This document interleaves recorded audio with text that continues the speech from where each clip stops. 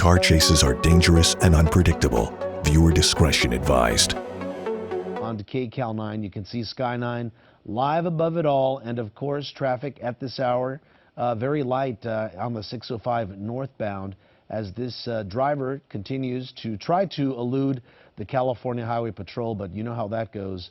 It won't take long before he'll either have to pull over, run out of gas, or they will have to do what they need to do to bring this pursuit to an end. But right now it is on freeways, so that's the good thing.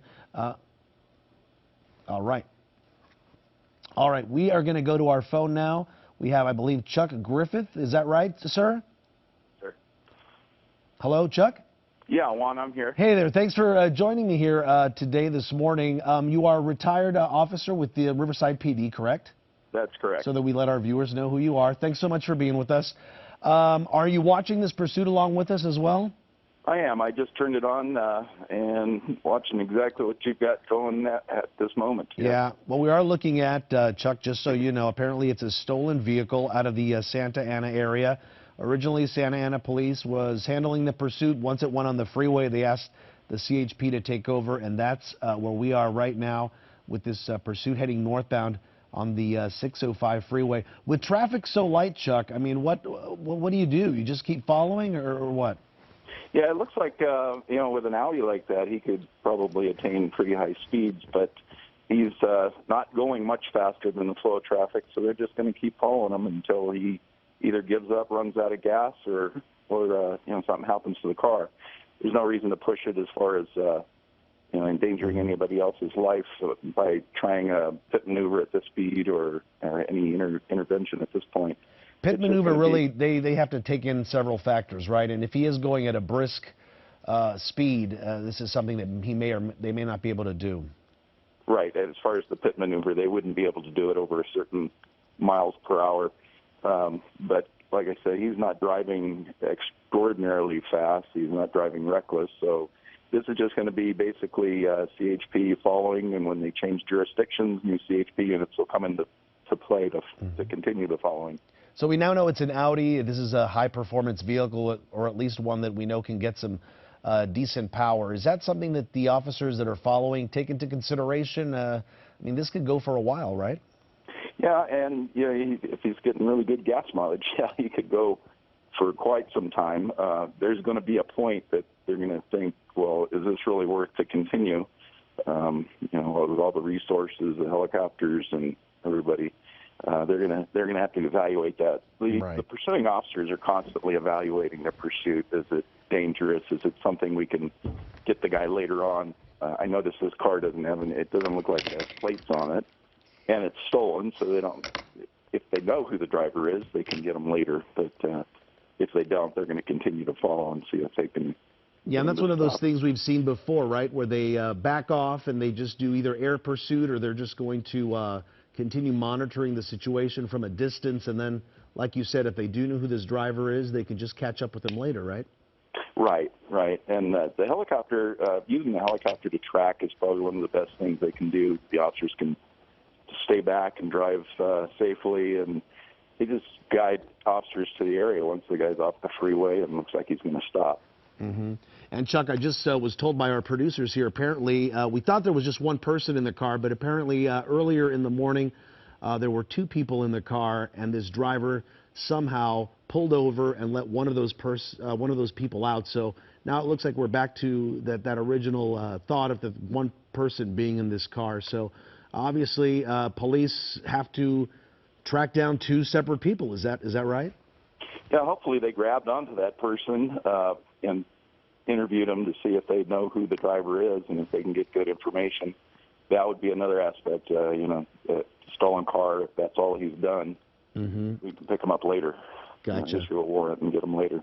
All righty, Chuck, thank you so much for being with us. We're going to let you go here on KCAL 9 so you can help our folks over on the CBS 2 News side. And Sandra Mitchell and I are going to continue monitoring this pursuit right now in the Cerritos area, northbound 605. You can see he is in the carpool lane trying to pick up some speed right here. CHP right behind him, though. We can see at least one officer closing in on him. Again, looks like he's got a pretty good clip going right there. But the amazing thing is that the freeway is wide open right now, and you can see everybody else pretty much staying out of his way. Not sure if lights or sirens are going on that SUV. Did you see that wobble there a little bit? It looks like he's struggling to maintain control. Not sure how fast he's going. Crossing over that double line right now and getting back into the flow of traffic. If you're just joining us now, this is a pursuit. Started right around 10:30 this morning. Santa Ana police officers got reports of a stolen vehicle. Again, you are, if in case you're just watching us, you're watching a pursuit that's a high-speed pursuit that's in progress right now along the 605 freeway. We do not know how many people are in that car, whether they are armed, but we do know that they were wanted for failing to stop when they were supposed to stop. They took off. Yeah, and guys, not our first pursuit of the morning. It's been a busy one. The other one came and went, but this one going north on that 605. So still looking at our maps here, just a few miles away, we're going to hit the Century or Glen Anderson Freeway. And that is where we will encounter some slowing. I'm also looking on my CHP log system to see if we have any accidents up ahead. We are good to go there, but it usually is advantageous to the California Highway Patrol. If they hit traffic, they can get in turn closer to that car that they are pursuing. Yeah, that's true, Stephanie, but also they then have other motorists in closer proximity, and they can't, that really limits also what they can do, because they can't put any other motorists in jeopardy. Now he moves over, way over to the far right of the 605. So, Steph, does it look like he wants to get off on the 105? Not sure yet, but you were right bringing up the public, because safety is the #1 thing that CHP always tells us when they're talking about how they strategize with these pursuits. So they could change their strategy depending on when they hit traffic, and we are starting to see it right now, right on time for this. Driver not sure what he's going to do or she's going to do at this point, taking the HOV lane. And if you guys notice this, this is a portion of the 605 that's heavily traveled by big rigs, you can see. And a lot of times with these pursuits, we'll see these cars get around and try to hide around these big rigs. Right. Doesn't usually help, but that's what they do out of They forget there's a helicopter. Exactly. Now he's on the shoulder of the 605 during right around the transition of the 105. Trying to get off the freeway, I think. Well, he's definitely driving on the shoulder. Yeah. Trying to find a way off. Yeah, jockeying in between these cars here, and you can see all the big rigs that I mentioned. You know, sometimes when we follow these pursuits, we see someone who just kind of stays the course, doesn't make any evasive moves, primarily because they don't know what to do. They don't know, where they're going to go, where they're going to pull over. This person is actively trying to get away. They're not content to just keep the pedal to the metal and wait until the gas runs out. They want to get away. Transitioning off now. Looks like he's taking an off-ramp here. Oh, he's going to run into, I bet you, oh, yeah. All right, so do we think that he just passed? Could he be Firestone, Stephanie? I don't want to tell you, right, okay, that's the sign for the 5 freeway. I'm not quite sure. I'm not going to tell you until I see a sign. Oh, well, we were just told from the control room that he just passed the northbound 5. On-ramp, yeah. Okay, on-ramp. So then he would have gotten off at Telegraph. Telegraph, yes, is the first exit there just north of the 5 freeway. Got off going the wrong direction. We're into Santa Fe Springs here. Right. And so this is a very industrial area. You're going to see a lot of packed parking lots, a lot of buildings here. Not a lot of people live around this area, just a lot of companies in and around this. And a lot of area. open road. Yep, a lot of open road right here. Yeah, this could be Orenday Road if he just crossed Telegraph. We'll try to get a beat on that. Yeah, Pioneer's coming up as well. Going the wrong. Do we think he's heading southbound? I'm not quite sure. Try to get that information from our helicopter. Booth, let us know if you're hearing. Yeah, this person has not let up on speed. He seems to be going, maintaining that same speed he was on the freeway. Yes, good point. Right? Yeah, he's definitely stepped up his game on how he wants to get away from the CHP. Santa Fe Springs has its own police and fire department. Obviously, the CHP notifying Santa Fe Springs PD that they're in their jurisdiction, and that's actually a help because the men and women on the ground for that city know their streets very well. They could also get some mutual aid from them. Look at the wide open road there. CHP has not let up. Look how quickly Now they're you'll notice, catching up with this person. Right, and you notice they're moving their cars around a little bit. Yeah, they're shuffling it. They tend to kind of jockey the number of who the lead car is, 1, 2, 3, because the lead car is the one that really has to concentrate on that suspect. That concentration can only last, maybe 20 minutes or so, and then the incident commander will move another person up front to take over the front car position. That's about 5. Okay, we have retired police officer, lieutenant, I should say, Chuck Griffiths on the phone with us. Chuck, are you there? Yes, ma'am, I am. Are you watching this on our station? I am. I'm watching on Channel 2. What do you make of this? Well, he's not driving too crazy. A couple of maneuvers that weren't real smart. There's one. Yeah. Blowing through an intersection. So again, just to clarify, what would the protocol be if you were out there? Chuck, do we still have you?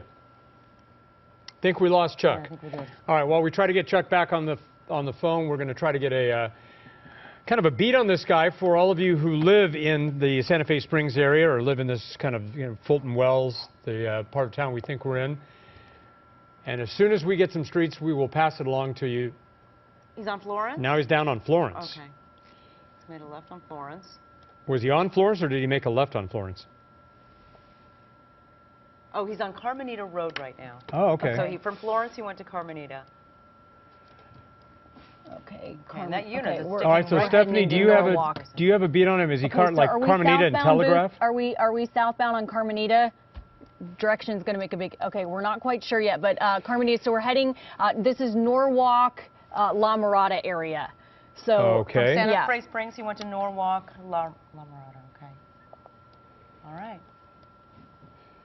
Well. Not sure okay, where now he's making going, another turn here. That could have been on Rosecrans. In any case, as Chuck Griffiths was saying, he's a retired lieutenant. He hadn't made too many crazy moves, and that makes sense. He's making some lane changes. He's making some turns. He's trying to decide what he's going to do.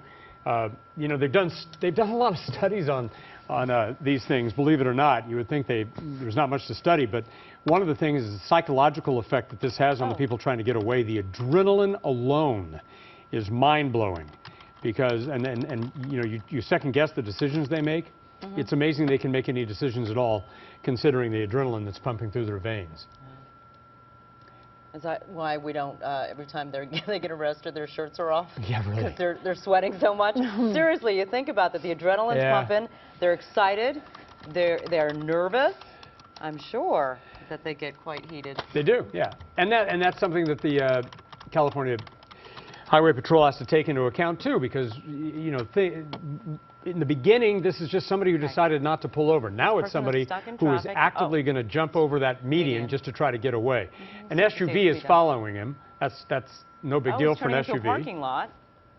Looks like a parking lot. Yep, using a parking lot of a store or of a fast food restaurant to try to get away. Nope. Behind that Turned tree there. around and went Sometimes back on this the is where we see a foot bail. This is also where we could see them try to hem him Oh, in. There we go. Yep, pinning him in. They pin him. No, Nope, he's still going to missed him. go. Wow. Chuck, Hey, are you with us? What'd you think about that move, Chuck?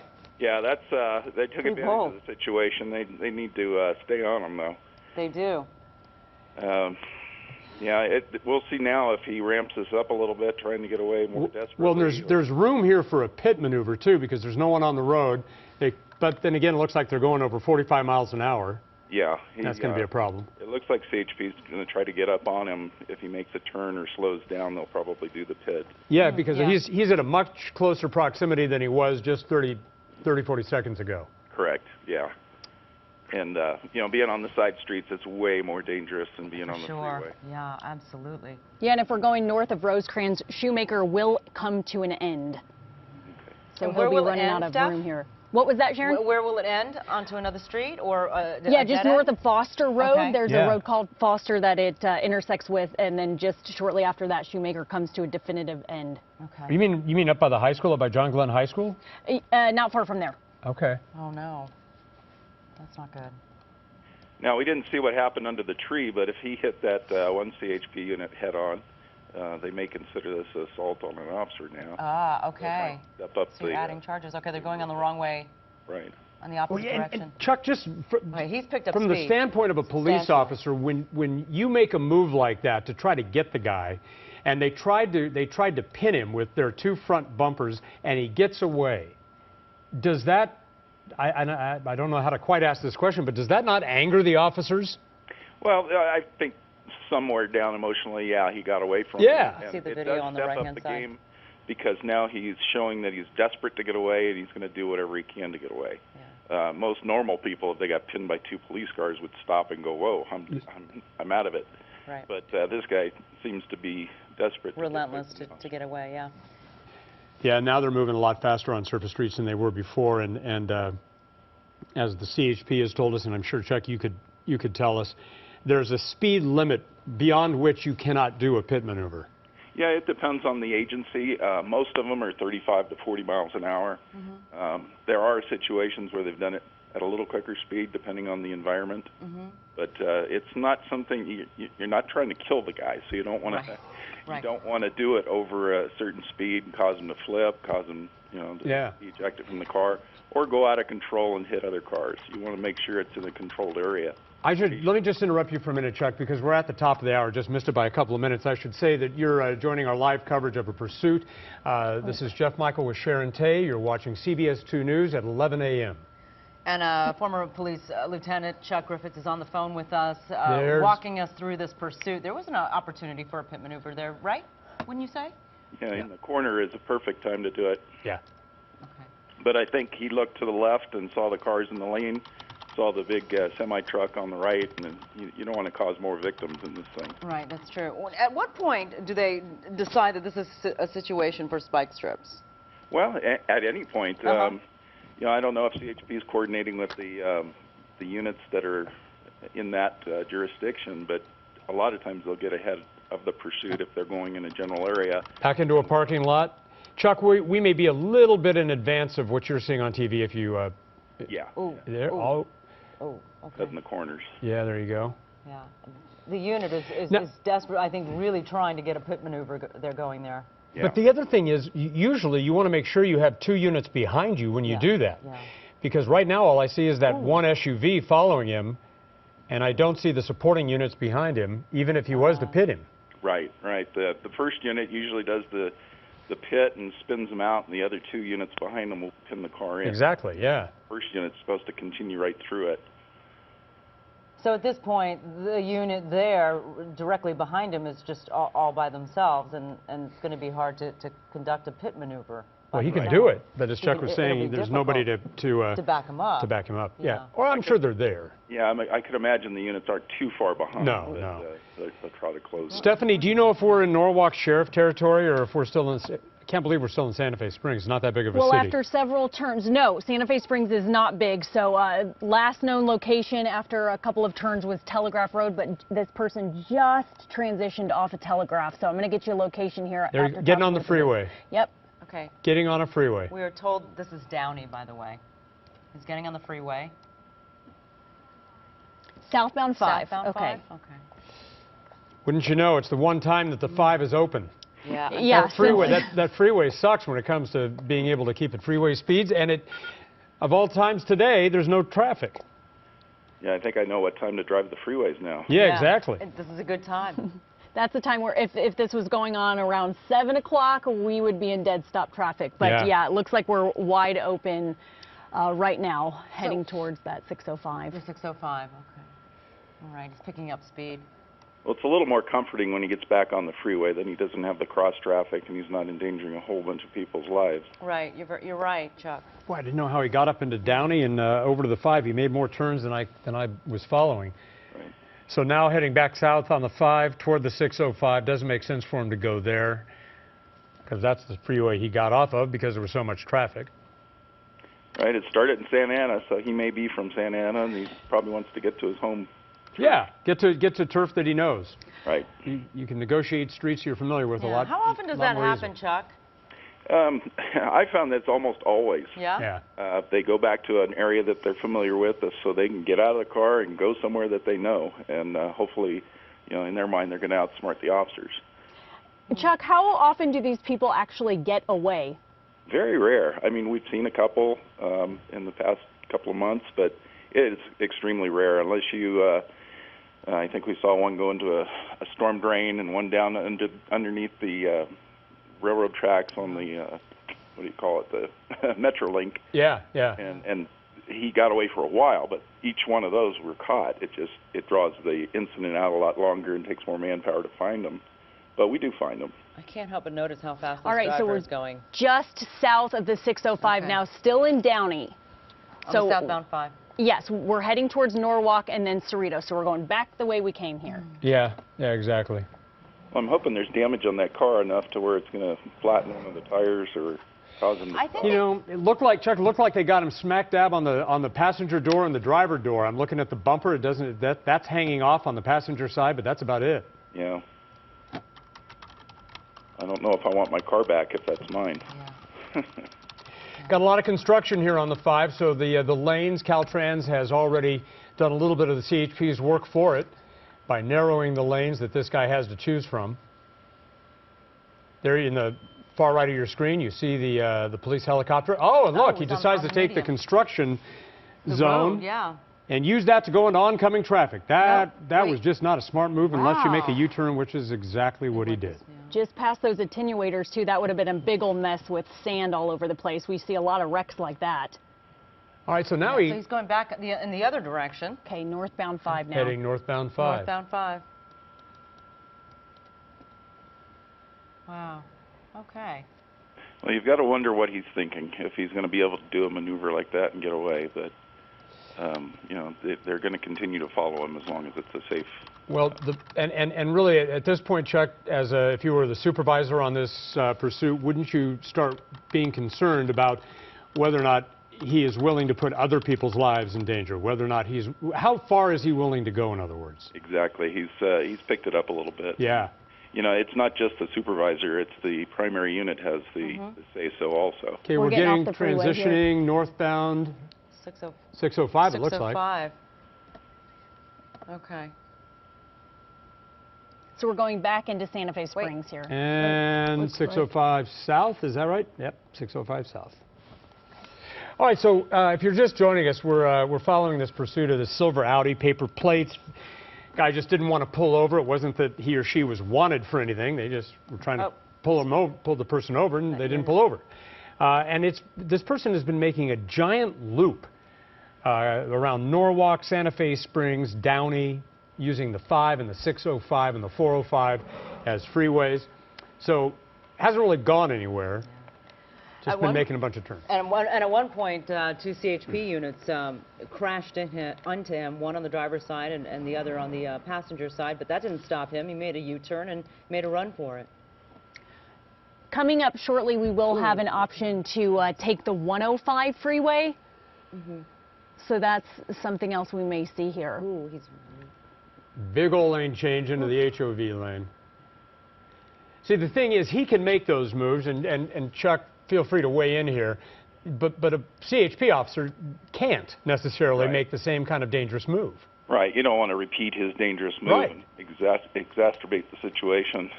You know, they've got more units behind them that can take over as the primary, so we don't. I was going to ask you, what do they do if they can't make the move? Well, the helicopter's still there. They'll figure out a way around it. And you got units up ahead. Yeah. Because if he goes, you know, wrong way on the freeway, we're not going to go wrong way on the freeway and have, you know, 4 cars going the wrong way instead of just one. Yeah, I see the some movement in the car. Yeah, I see him reaching for something. Looks like he's throwing things out. Is he throwing things out the window? I'm sorry? I was just asking Chuck because it looks like he's got little small, I don't know if they're bindles or papers or what, but he seems to be going through them and throwing them out the window. And I don't know that that's the driver. That looks like a passenger. Yeah, he was leaning way over unless there's somebody in the back seat. Talk about the moves that put people in danger.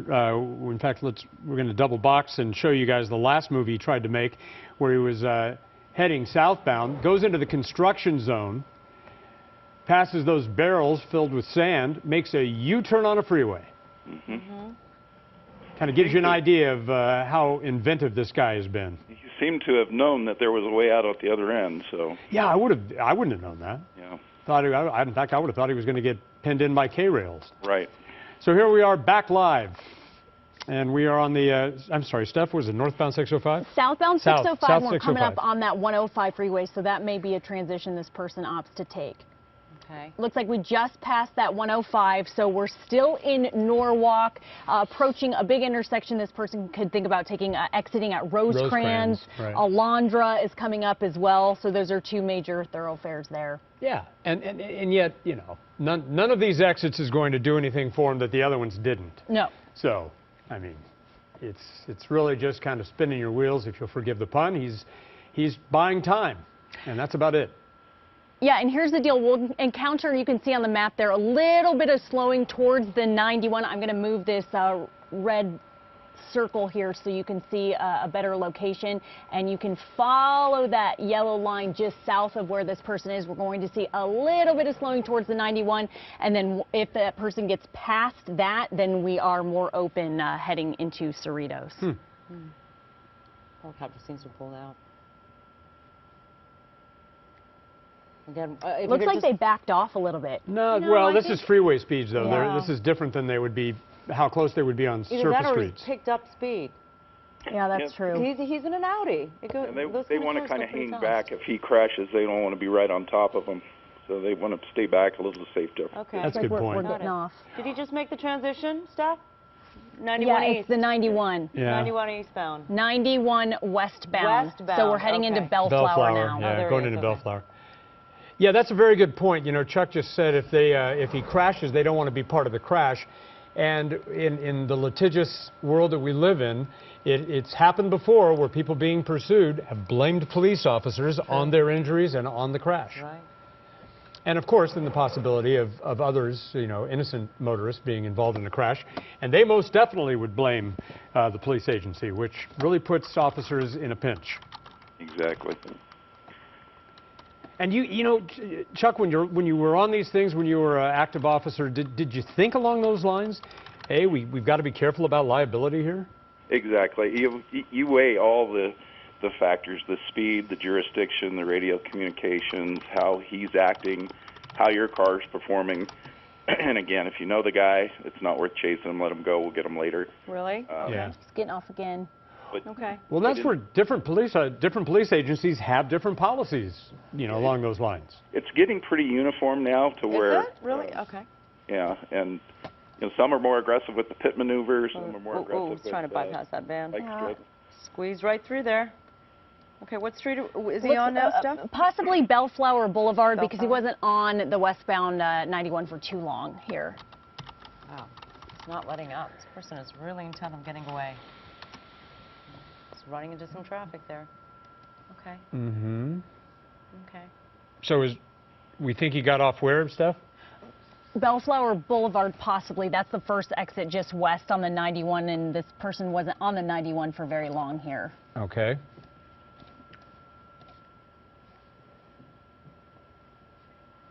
He's heading westbound. So he's on Bellflower heading west, so that parallels the 91. And here comes the officer up closer again. Once again, surface streets, slower speeds, but a wide open space. Yep, picked up a little too fast there to spin him out. Driving you- really well. Oh, we think he's on Artesia. On Artesia. So he would have exited Bellflower and then turned on Artesia. And now he's Okay. And now we're turning again here. All right, that unit's trying to get up close.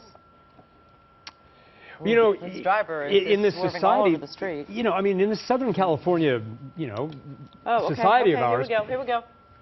There There's we go. the We got pit it close. There maneuver. we go. Yeah. There's a pit maneuver. All right, now the other Finally. unit, is the other unit going to be there to stop him from moving out? He was Oh, is he trying, trying to was get on trying the- to get on the 91. So that officer who pitted him, He's not. He's trying to move. is that officer going to back up or not? What's behind that retaining wall? And Chuck, there's Oh, there are the units a right there. psychological issue going Okay. on here too. When you get spun around like that, that's pretty disorienting, right? Yes, and it does kill the engine on the car. So Oh, that's it why- does. Okay. That's So at this point, you have the CHP officers Keeping their distance. keeping their distance, but they're out of their cars and they have their guns drawn. right. The potential Okay. for this guy to try to run, you know, try to drive around them is pretty high right here, so you don't want to get up too close. Okay, and behind him is that original unit, and there's a Yeah. canine unit in front of him. Right. Okay. So now it's up to this guy what he wants to do. It looks Yeah. like he's trying to get it in gear and get it started again. So, Yeah. When do they send the dog over? only if there's an opening, if the window's broken or if the door's open. You know, they can send the dog if the guy's not cooperating. But at this time, you know, there's no opening for the dog to get in, so they're not going to risk the dog. And I'm sure these officers are concerned whether this guy is armed. Exactly. They don't know if he has a gun or a knife or whatever. Right. Yeah, just because This he is a- committed one crime doesn't mean he hasn't committed a whole bunch of others. But Chuck, isn't this strategically an opportune place for him to have stopped or for them to have pitted him? That was He's- perfect. Yeah, he's on an on-ramp, so... Guardrails on both sides Right. of the wall. He's got nowhere to go. And he Still sitting there, refuses to give up. and that reality, I think, is sinking in pretty quickly for him. Yeah. Yeah, he has nowhere to go now. He can't go over that wall. He can't go through the guardrail. He's doing a lot of moving around in there, which is not real smart on his part. And look at all those units lined up. Making sure that they've blocked every possible way. Yep. This is Clark Avenue, Mm-hmm. just near the entrance of the eastbound 91 freeway. All right, there you go. Chuck, don't leave us, by the way, as we're waiting for CHP officers to decide what to do next. At this point, communicating with them is the first thing they do. Every police agency has an escalation policy, and it always starts with verbal commands. And there are a lot of weapons trained on that car. And we're still not sure if anyone's in the back seats. Well, there You're seemed right. to be somebody in the passenger seat at Yeah. least, if not the No, back I think seat. the driver was just leaning over. Oh, do you think so? Yeah, I think he was just leaning over, picking things up and throwing them out. Well, you never know. But you never know, what he exactly. could have been carrying that he Well, didn't want police to find. And it's although hard to see from their perspective because the windows are tinted dark too. He could be waiting out and calling his friends and family, Yeah. just sitting in there. We've seen people in saying, their yeah, cars hey, just, am I on TV? yes. No, I'm not joking. That's Yeah, no, exactly no, what some of that's these exactly yahoos do. Oh, yeah. Any sort of notoriety.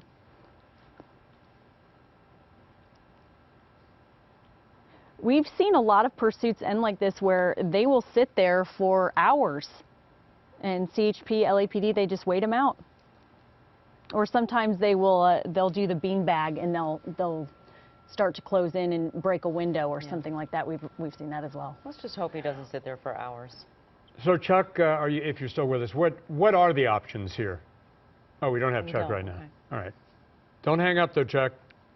We're trying to do a little switchboard maneuver here. Yeah, again. Looks like he's got something in his hands. If you guys can see through the Okay, windshield. Chuck's back here. on the line. Oh, Stu Mundell. Hey, Hey, are you watching this? I am watching. We're using the Facebook Live, so I'm a little bit behind you guys. I saw Okay. the pit. I've watched pretty much the whole thing. Okay. What do you think?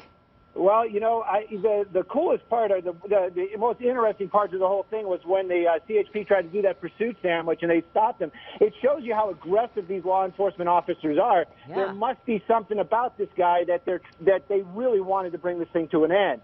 And then now that pit, now there's a standoff. I heard Chuck talking a little bit earlier about that guy moving around in the car. Not the thing to do. Everybody know that just from the officers because you don't know what he's grabbing for. We don't. And these guys, these law enforcement that's there, they have to have some idea what's going on with this car. If they run the plate and it comes back stolen, that's one thing. But to be that aggressive, there must be a reason why they are chasing this guy so aggressively. And also, you got to wonder, why is this car not moving? I mean, you know, it's gone through a lot. It was a beautiful Audi in the beginning. Now it's all banged up. And why is he not moving?